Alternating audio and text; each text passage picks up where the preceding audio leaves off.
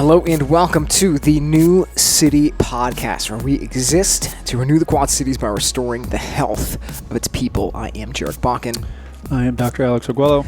Today's principle is the human body needs to eat food that is both plant and animal-based to get macro and micronutrients in order to survive and thrive. And this is the largest mouthful of a principle that we have. Yes, it is.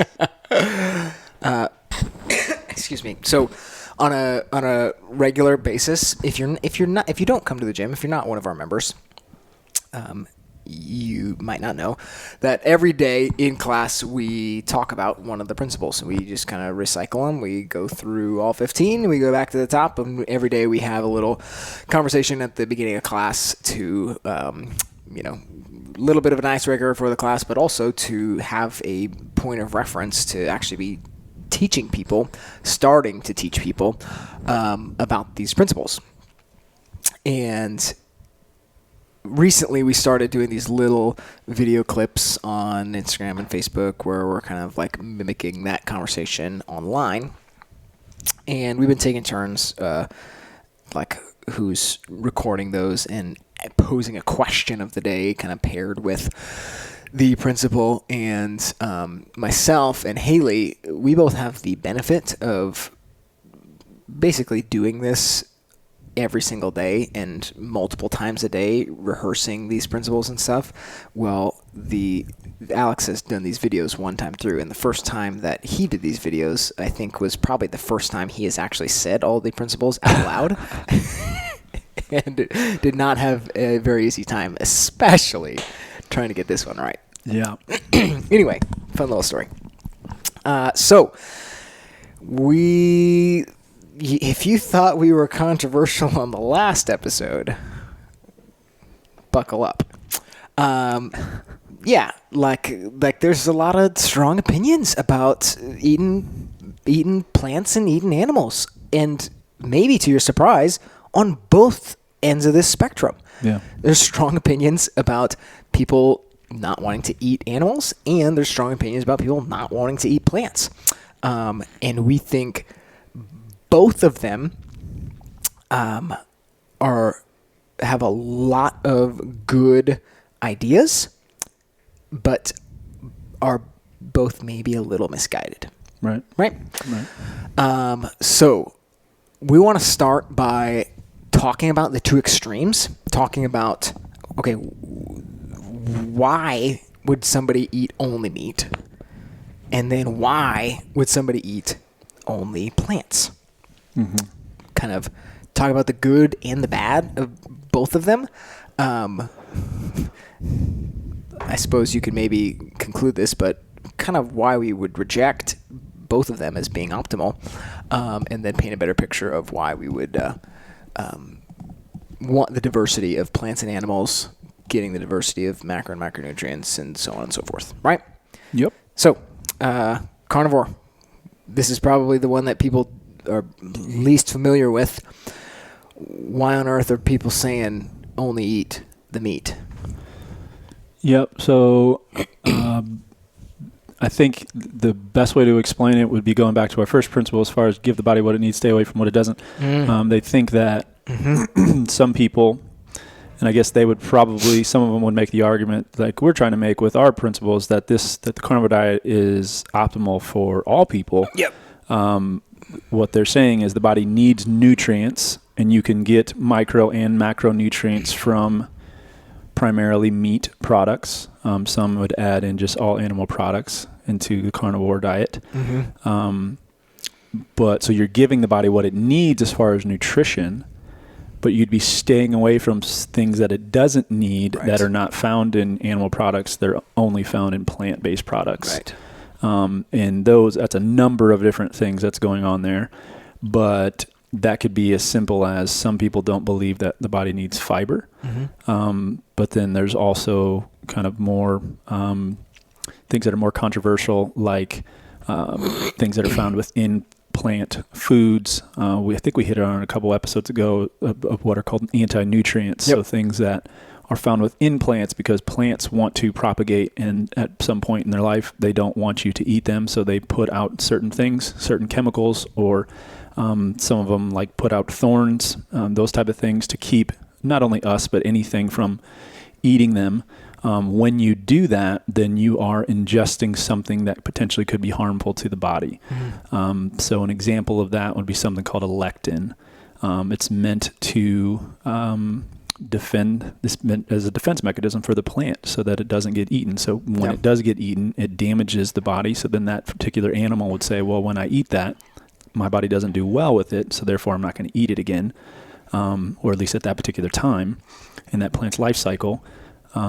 Those lectins have been shown when they research these things to cause inflammation specifically to the digestive tract and can lead to a number of different health issues. So that would be one example of I think carnivore people would refer to them as plant toxins. Yeah. That they believe should not be eaten by the human diet. In the human diet. And to the defense of this argument, it's like all the things that the carnivore community are like kind of pinning against plants, it's like they're not untrue, right? The kind of the bigger factor is understanding if they're as demonic as they're making them out to be, right? That's one of the things. But I guess kind of, again, to the defense of the kind of the carnivore outlook, if we simply look at the plant world, a very, very small percentage of the plant world is even considered to be edible. Right? So like of all the plants out there, the ones that we even consider to be food is a real small portion of this. And then on top of that, it's like how many things within these foods that we do consider edible, like are actually good and beneficial, you know? Right. That's kind of the big argument there. Yep. I guess, like, anecdotally, I don't think this would gain traction unless people were seeing success with it, right? Right. So what are the good things that are happening with people who are prescribing to this carnivore diet? Yeah, so I think that the actual carnivore diet's been around a lot longer than most people know, but it's gotten pretty popular recently. Well, one of the reasons is because social media now exists, so you can get it out there a lot quicker. But it's also because so many people are dealing with autoimmune disease now, or inflammatory diseases.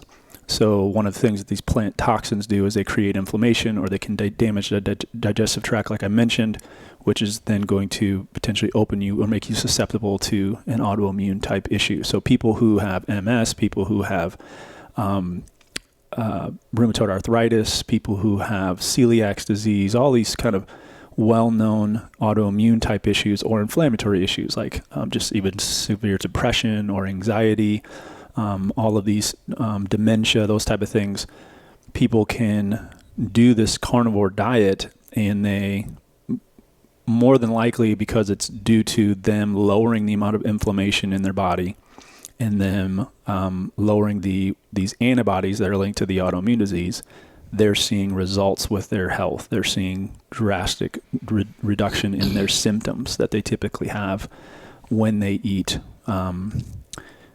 both plant-based and animal-based foods. So like we try to do with ours, we want to say, okay, well, when we eat this way, and when we look at evidence of people eating this way, this is what happens. We want to combine that with, okay, well, let's just look at what people have done for thousands of years and you see how healthy they were versus how healthy we are. I don't necessarily know that they can do that. I don't know that they could look at history and see that there's been a time where people just only ate meat, because I don't know that people would survive if that was the case, just for the difficulty. I mean, right? They weren't necessarily raising cattle and stuff like we do now. Right. They had to go hunt, so that could be very difficult sometimes to get. So they had to survive on other things. but they can look and say, okay, well, when I had this condition and I ate this way, then this is what happened. So that's, like you said, some anecdotal evidence. But then because that's happened, now more research has been put into that to see, well, what happens when people who even don't have those, how well do they do with it? Right. And then so people are using it for weight loss, people are using it for a number of different things. Right. Yeah. So I think that's even a kind of a different category, right? So we're talking about using it to avoid the negative effects of plants, but then there's also like this whole community that's using it as like the most simple, easy to follow regimen for losing weight, right? Like this, it like immediately addresses some of the major issues with the standard American diet, right? It addresses this extreme consumption of carbohydrates. It addresses the overconsumption issue, right? It's really freaking hard to overeat only meat. Right. And like from that aspect, if we're looking at like obesity, like this is probably a really, really simple answer that's gonna help you make some progress, right? Right. Yeah. So I guess in a lot of ways, like if we are looking for, increasing human flourishing, there's a lot of good that is happening with the carnivore diet. Right. Let's maybe pause that there, and we'll kind of circle back around to some negative. But like, there's good things happening because of the carnivore diet. Mm-hmm. Now, complete other end of the spectrum, 0 animal foods, a vegan diet, and I think in the best form, people would call this a plant-based diet, right? Why would somebody be doing this? And maybe let's start with some positives. Yeah, the reason people would want to do this is because of nutrient density. So you can find a lot of nutrients in plant-based foods. It's, we mentioned that in our last episode. So they want, getting back to the principle of give the body what it needs, stay away from what it doesn't. Mm-hmm. They would say research has shown that there's a lot of negative to eating, or for sure overeating, not just animal products, but some of them would say even protein as an individual macronutrient. They're going to want to minimize the amount of protein. So they would classify that animal products, even / protein to a lesser extent, of something that the body doesn't need. Mm-hmm. So they're giving the body what it needs with nourishing it through plant foods, and they're staying away from the negative aspects of animal products, specifically meat. And, they could point to things like epidemiological studies that show that people that eat more meat than other people are going to have higher risk of cardiovascular disease, higher risk of cancer, higher risk of diabetes. All of these things they can look to and point to the extent where they can say things that I would think is silly and say that eating meat or drinking milk is worse than smoking cigarettes. So they can point to against evidence that says that that's the case, and just talk about things in that way without fully explaining the type of study or how they got to that particular conclusion, and people are just going to believe it. So then they can get their message out there with documentaries and things like that to convince people that this is good. So then, just like we've seen evidence, kind of anecdotal evidence with the carnivore diet, people can eat just meat and they see radical change in their health. People could also eat vegan or whole food plant-based diet and see radical change with their health as far as signs based off of blood markers or symptoms based off how they feel. Mm-hmm. Those things can change. So this might be a good time to get to what I think we believe happens. The primary benefit, at least subjectively, what happens when you go straight carnivore or you go straight plant-based, is what you're doing is you have gotten away from the standard American diet. You've gotten away. So you're kind of doing what we said, give the body what it needs, because you're nourishing it. And you can do that with meat or you can do that with plants. and you're staying away from what it doesn't, which is primarily processed foods. Right. So that's kind of the primary benefit of why people see results with their health markers, on lab tests, and why they can see it with how they feel and how they look with both of those particular diets. Right. Yeah. I mean, I guess to kind of affirm our first principle here of food, of nutrition, is a well-constructed carnivore diet and a well-constructed vegan diet are both going to be comprised of real food. Yeah. And we think that is what is going to be primarily addressing give the body what it needs and stay away from what it doesn't to some degree, right? And that's why we can see people on both ends of this pretty extreme spectrum to see benefit and to see good things happen, because also going back to the real principle number one of how the body obtains health, like you are putting the body in a better environment in both of these ways, right? Like we're avoiding some of that interference when we do both of these things, primarily because of what we are avoiding and because there are nutrients in both of these places. Right. Right. Right. I mean, there's also some, there would be religious reasons for some people, the why they would want to stay completely plant-based. And then there's also just environmental reasons why people would want to stay plant-based. So there's some kind of stuff that are outside of nutritional purposes of why people would do it. Yeah, right. Well, I think we can go there. So one of the arguments for a vegan diet, and really what I think a lot of people latch onto, actually two of them, right?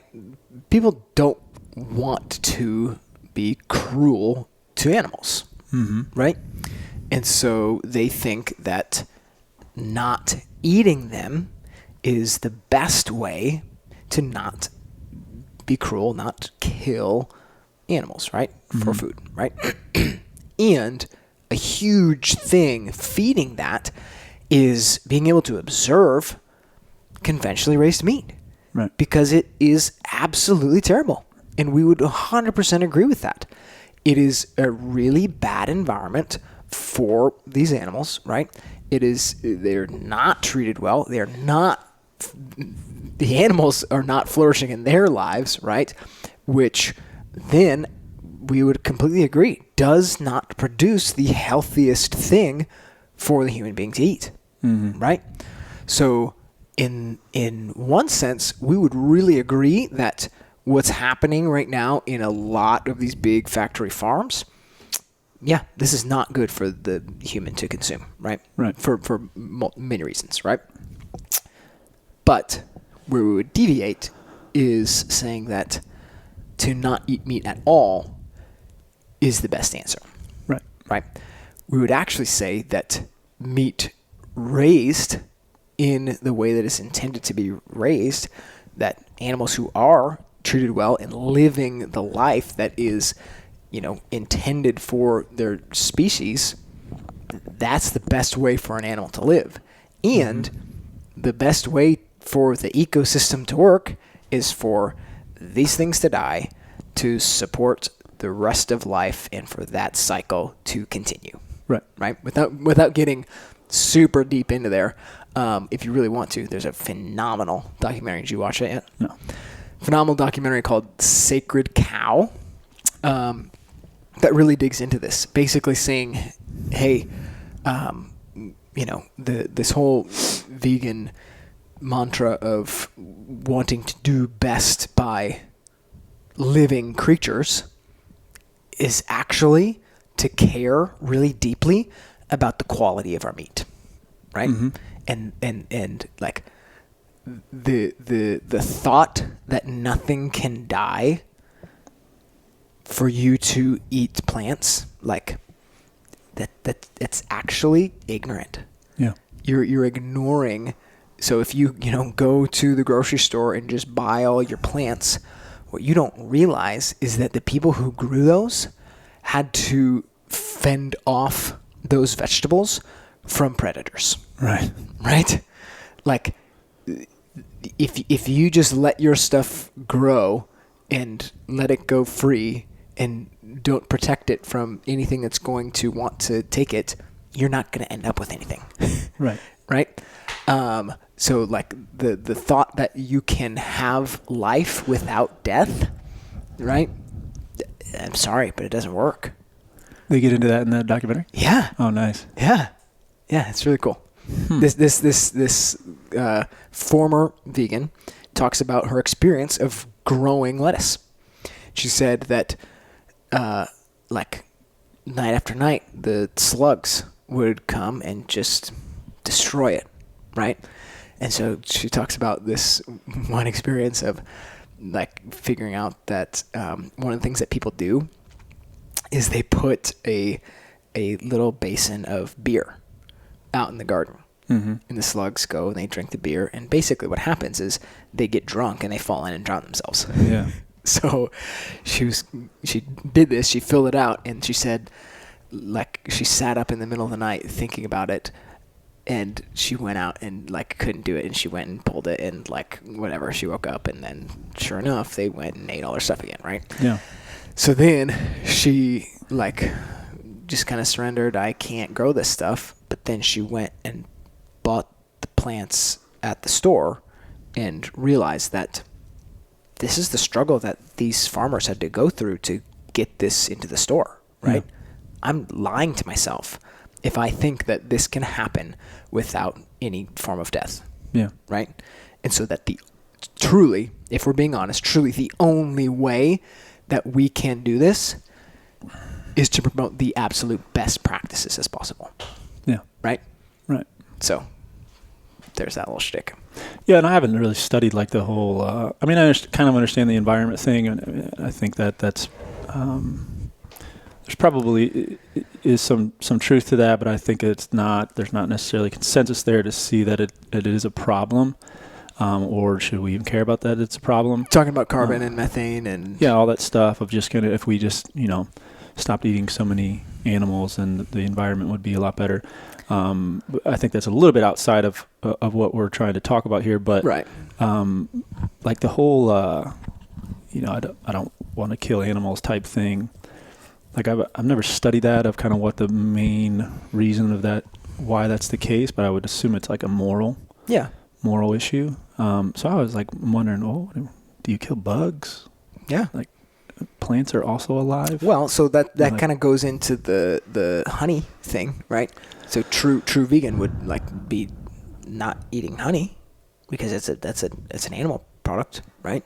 Or using, so like in my wife's world of the products and stuff, not using like beeswax in any products, like because they would say that it's harmful to animals. Yeah, that's it's not vegan, right? You're using an animal product. Yeah. Again, we're way into the weeds of the lifestyle of veganism because that's truly what we're talking about, right? Not just the nutritional dietary guidelines of veganism, right? So yeah, I mean, I think we're going to get into why we would reject those two things, but we're also not saying that they can't ever be done. We're also saying that they can't be done well. We just think carnivore is unnecessary, and we think veganism is unnecessary and potentially harmful, right?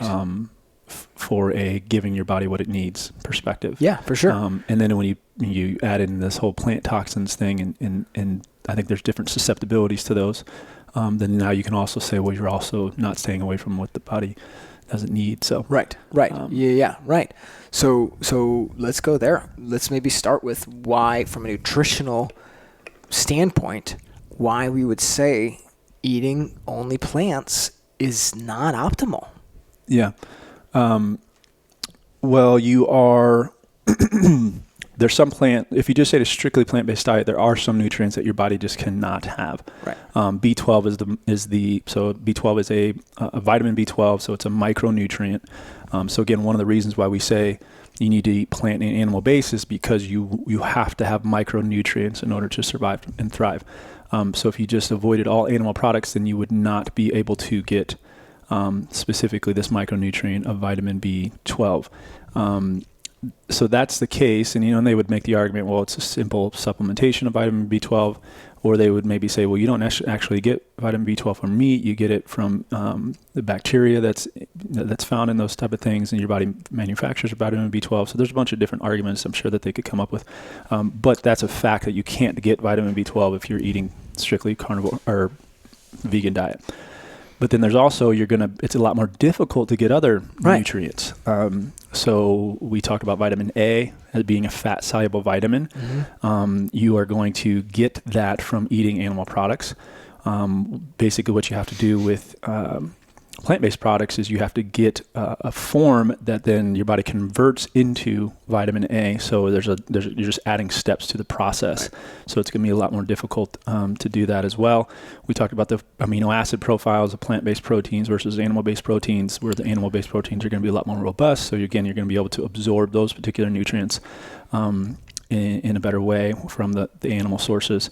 There's things that are found in meat, just higher levels of micronutrients like magnesium and zinc and calcium and all that stuff you're going to be able to get in those particular sources. There are other things like carnitine, carnosine, creatine. These are all things that our body uses to build muscle tissue and other different functions that you're not going to be able to get in high amounts from the plant-based foods. So there's a number of different things, even the omega fatty acids. So there's different types of omega-3s. And when you get certain omega-3s from plant-based foods, again, there's that conversion to other types of omega-3s for them to be able to be used by the body in a proper way. So where you would just get that from eating animal sources. So that's kind of from a nutritional perspective, there's some that you can't get. There's some that it's going to struggle to get. And it's just a lot easier to get from animal-based products. But then there's also some animal-based products that are just we keep talking about nutrient density. There's just some animal-based products that are extremely nutrient dense compared to plant-based products. So it gets to, we talk about being necessary. It's not necessary to eat that way. We'll talk about for a number of different reasons why that's the case, but it's also potentially harmful as far as nourishing your body well. Right. If you're not... Excuse me. If you're not having animal products. Yeah, probably choking on the cow's milk in your coffee there. So maybe.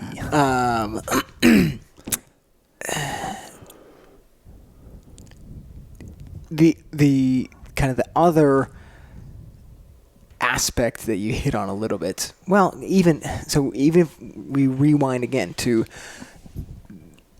episode 1 of this, to obtain health, give the body what it needs to stay away from what it doesn't. We talked about how, or maybe it was in the second one, I don't know. We talked about how resilient the human body is, right? And how we can survive in pretty horrible circumstances, right? Yeah. And so while there's lots of people surviving with a plant-only diet, like what you're describing is, it's not to say that it's not possible. It's not to say that you can't even optimize a plant-based diet. When we look at what the human body needs to be able to not just maintain life, but to live it abundantly. Yeah. It's hard to say that a human body who has been extremely low in protein for many, many years and is not strong and well built, what are some of the statistics about basically at old age, one of the greatest metrics of vibrancy and quality of life is leg strength. Yeah. Right? Being able to sit down and get up and get yourself off the floor and all this type of stuff, right? Mm-hmm. These are really, really important things. Yeah. And animal foods make make a significant difference when we're talking about building lean tissue. Right. Right. Absolutely.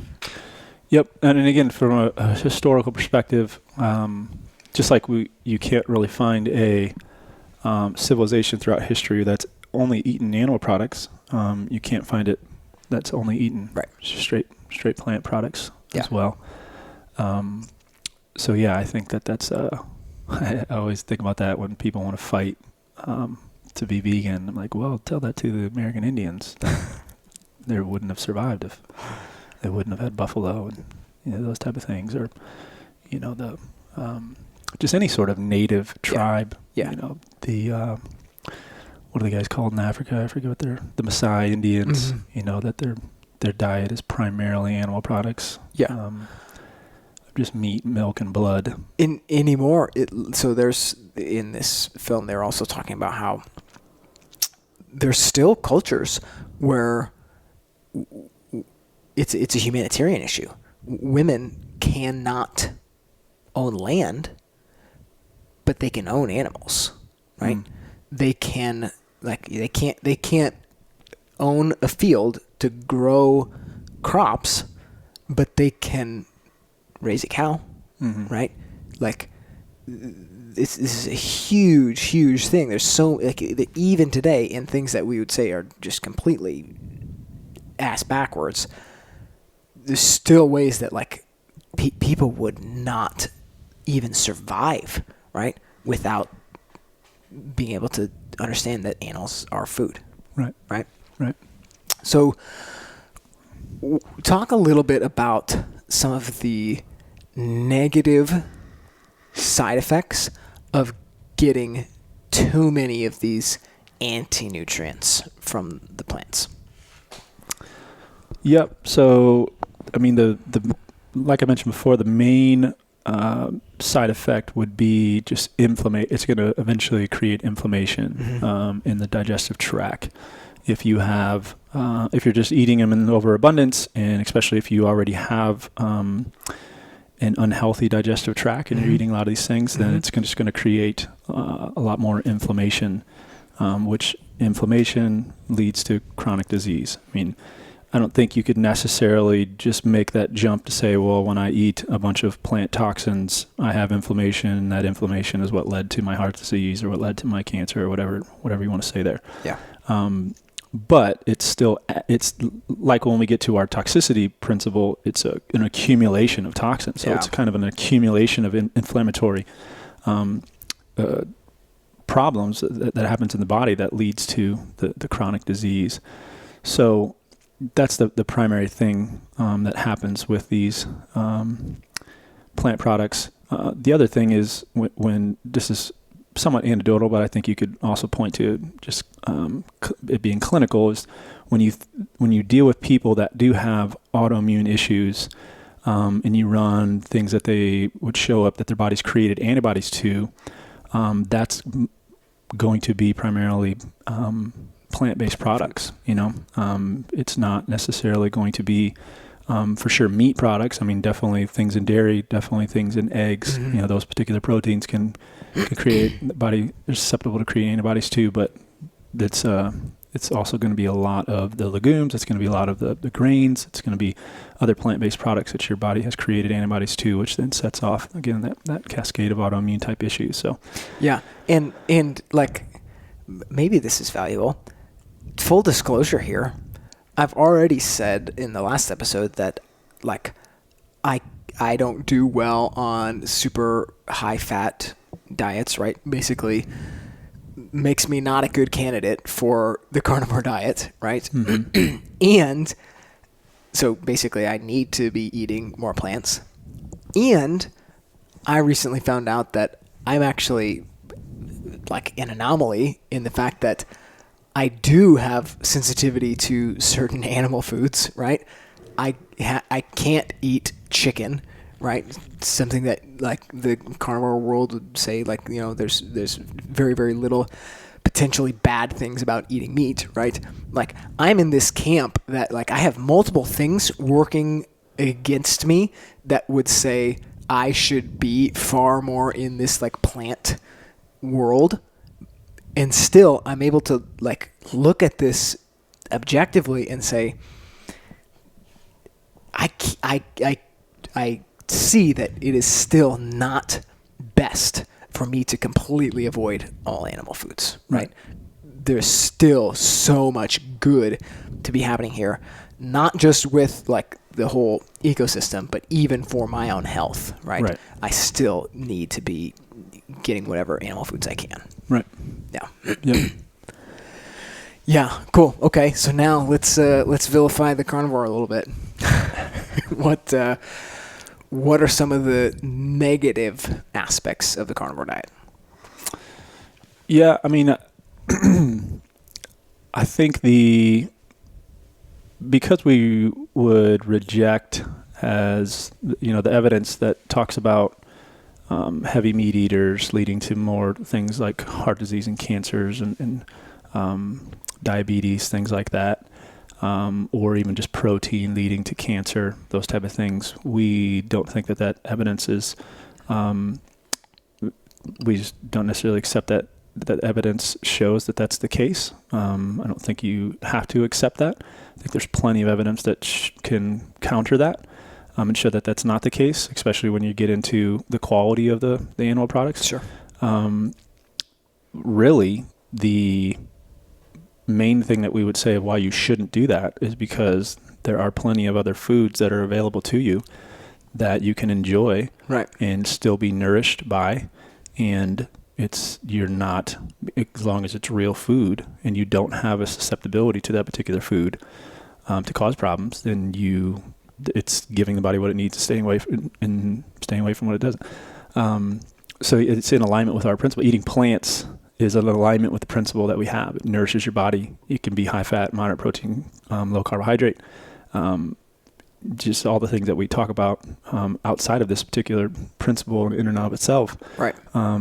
It's fine to do. So there's not necessarily, I don't think that there is a negative, you can't show evidence that eating all meat is negative for your health outside of why do you want to do it? It's not that big of a deal. I think you can enjoy a lot of other stuff and still nourish your body well.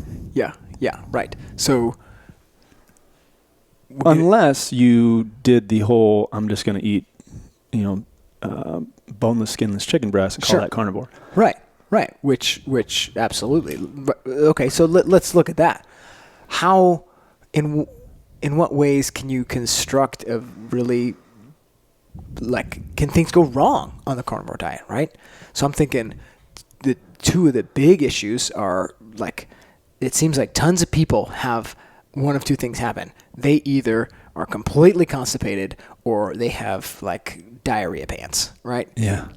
It seems like those are two pretty common outcomes, right? Right. What are the two things that are leading to those two extremes? Well, I think the more than likely, again, this is so new that I don't think there's been a ton of studies that we can point to that say this is why this case is. This is more just kind of educated guessing, that you are constipated because you're not eating fiber, so your body doesn't necessarily need to eliminate. Basically, again, back to the give the body what it needs, stay away from what it doesn't. Your body has taken in everything it needs. So there's not stuff that it doesn't need to get rid of. So that's part of it. The whole diarrhea thing, I haven't looked into a ton, but I would assume that that's not because you're eating carnivore. That's because your digestive system's already unhealthy. So there is something going on with gut bacteria there that's causing the body to eliminate quickly. So again, that's not based off of I can't necessarily point to a study or a textbook or anything on that because I think it's fairly new phenomenon that's happening. Yeah, but doesn't some of this digestive stuff have to do with the ratios of fat and protein that you're having, right? So basically, if you are not eliminating, or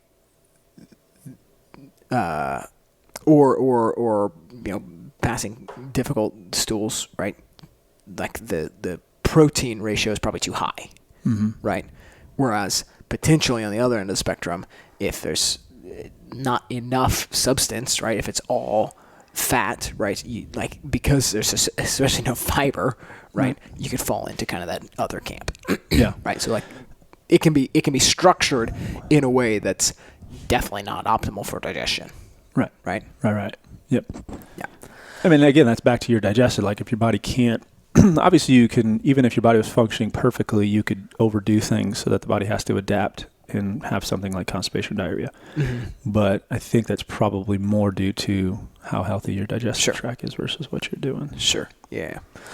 Yeah. So really one of the biggest downfalls of the carnivore diet, again, similar to vegan, we would call it surviving and in some aspects thriving, but I mean, and probably more than not eating any animal foods, but there's also an element to thriving that is simply enjoying food. Right. Right? Like we have this whole massive world of things that we do consider edible. And there's some pretty magical things that happen when you start to combine some of these things, right? Right. So while dairy could be considered an animal food and maybe considered carnivore for some folks, the moment you add some sugar into that and freeze it a little bit, there's this incredible thing that happens, right?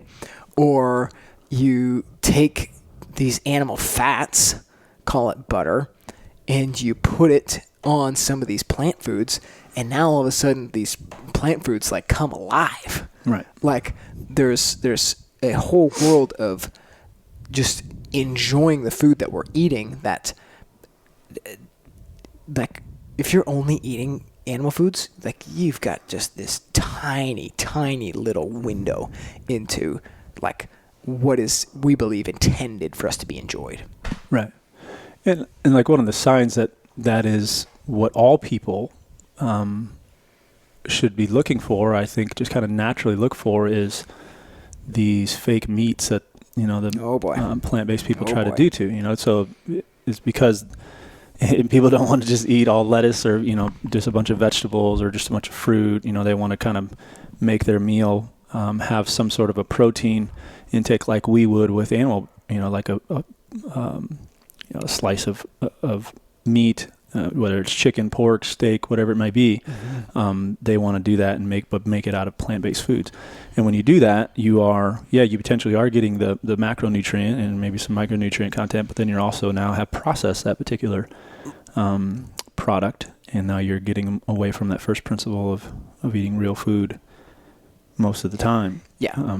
Just because that variety is necessary in order for you to stick with a particular diet, and it's necessary in order for you to enjoy that long term. Yeah, I think we can pretty definitively say that the fake meat is fake meat and not real food. Yeah. Like, period. Yeah. Okay. So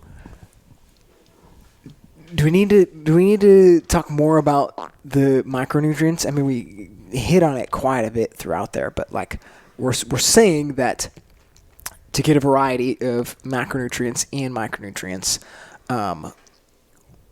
eat a broad spectrum of these things, right? In the last episode, we said if you are eating an animal food and plant foods at every meal, you're going to, no matter how you construct that, you're going to end up in a pretty good place, right? Right.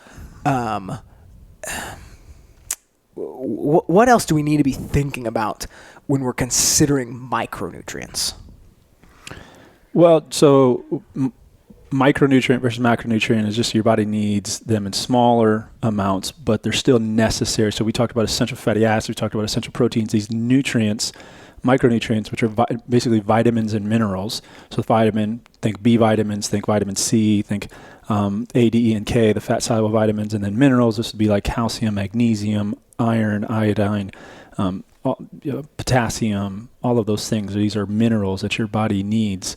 So those two things work together.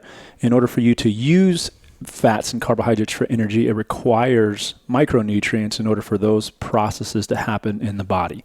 And in order for you to not be what most people know what anemia is. So if you become anemic, you can either have a deficiency of B vitamins, or you can have a deficiency of iron, which is just a mineral. You require vitamin C to even be able to absorb iron. You require vitamin C in order to be able to make collagen, which then makes up tissues. So there's combination of the micronutrients and the macronutrients are required for the human body to rebuild, repair, to process through energy, to be able to function in everyday life. So it's required to be able to do that. So we want to get those sources from the food that we're eating. We want to be looking to foods where we can best absorb those nutrients from those foods that we're eating, but we also want to do it in a way that is the most enjoyable process, for us, because, this is where we can bring in that, health isn't all about nutrition, but even if we just stuck with nutrition, in order for you to stick with the proper way of eating, you would want to be able to enjoy it. Yeah. And we would even say that even one of the purposes of food is to bring us joy. So, I think that the nutrients are required, the micronutrients are required, but they're found in both animal-based and plant-based, and we want to be eating foods that are the most nutrient-dense, so that we don't need to eat a ton of food in order to get this amount of nutrients. We want to eat the proper amount of food in order to nourish our bodies well, and that can happen with eating both plant-based foods and animal-based foods. Yeah. So when we're going through all of our principles, like, every word is pretty intentional. And with this one, especially when we're talking about surviving and thriving, we think there is much more to be considered when we're looking at thriving as a human being than just the nutrition of the food that we're eating, right? So yes, we would agree that, animal foods alone, you can construct a very healthy, very nutrient-rich, dense carnivore diet, without eating any plants. Potentially even greater than you can produce with, eating just, definitely greater than what you can produce with just eating plants, right? People don't even realize how much density there is to the nutrients in some animal foods. However, when we are looking at human flourishing, we're looking at the optimal human experience, there is absolutely something vital about eating foods because it's good and enjoyable. Right. Yep. Huge aspect of it. Yep. Like when we get into some of our principles about rest and relationships, like, they kind of also reach back into this food category, and being able to do things that are fun and enjoyable are really an important part to the human experience that promote health. Right. Yeah. Yep. Huge piece of it. Cool. There it is, folks. Human body needs to eat food that is both plant and animal based to get macro and micronutrients in order to survive and thrive. If you can hear me now, that means you made it all the way through the show, and I have a big old thank you for you. Thank you for your attention. Thank you for listening all the way through. We hope this has been helpful for you, educational for you, entertaining for you, whatever it may be. We really value your attention. What we also value is your feedback. So we would love if you could leave us a comment, leave us a review, send us a message, let us know what you think. Let us know if there's any other topics you want to hear us talk about, if there's anybody else you'd like to hear us interview, or you'd like to hear them talk to us about certain things, whatever it may be. We'd love to hear from you, hear your comments, your suggestions, all of it, okay? On Facebook, you can join our group. It is called Renewing the City. Just apply, hit join this group, whatever it may be. You got to hit join, and I got to approve you to be in there. But on Instagram, all you got to do is follow. We've got our Principles of Health going up almost every day of the week. Or if you're ready to kind of jump in and really see what it looks like to join us here at the gym, you can go to newcity.fitness/start and schedule time to talk to one of our coaches. Again, we really appreciate you, your time, your attention. Until next time.